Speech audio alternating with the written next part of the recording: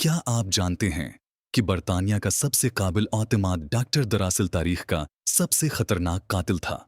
Harold Shipman एक मेहरबान खानदानी डॉक्टर लगता था।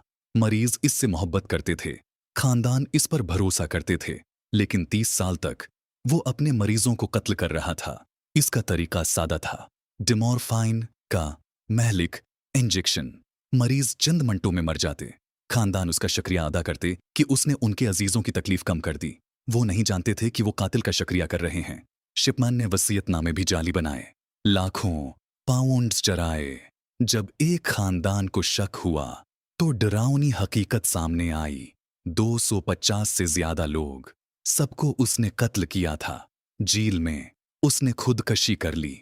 आखिर तक उसने कभी नहीं बताया कि उसने ये क्यों किया।